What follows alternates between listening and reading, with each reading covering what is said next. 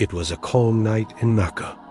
The streets were silent, the desert winds gentle, and above, a sky filled with stars that shimmered like diamonds scattered across an endless canvas. The Kaaba stood at the heart of the city, bathed in moonlight, its sacred presence a silent witness to countless generations of worship.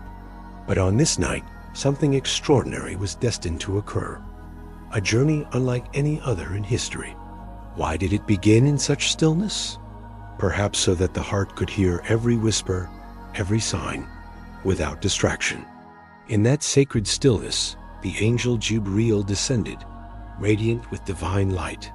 His presence filled the air with a purity that seemed to pause time itself.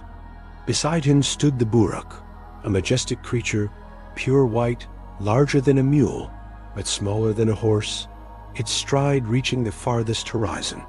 Why the Buraq?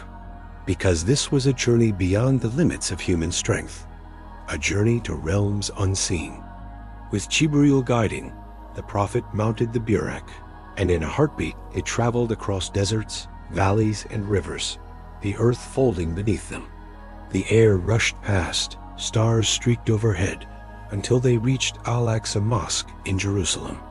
There, in the blessed sanctuary, the Prophet met the noble assembly of prophets, Ibrahim, Musa, Isa, and many more, and led them in prayer. What did this moment signify? That the message of Allah has always been one, a chain unbroken, binding all believers through time. From there, the Mi'raj began, the ascent into the heavens. A stairway of light rose before them, piercing the clouds.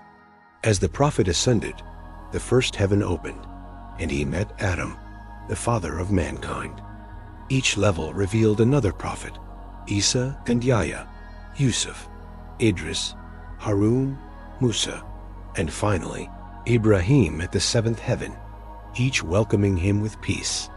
Why meet them here? To show that every messenger is a brother in faith, each completing the mission of guidance. Then came the Sidrat al-Muntaha, the low tree at the edge of creation. Its leaves were vast, its colors beyond description, and its beauty unlike anything in this world.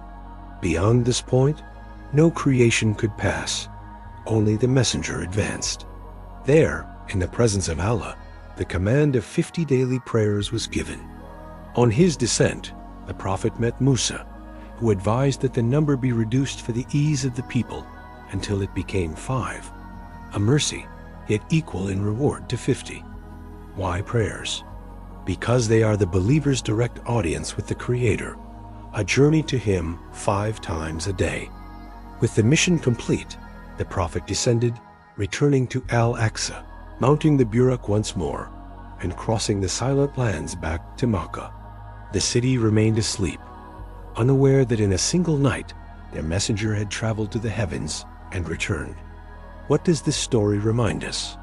That distance is no barrier when Allah wills, that prayer is the rope connecting heaven and earth, and that faith can carry the believer far beyond the limits of this world.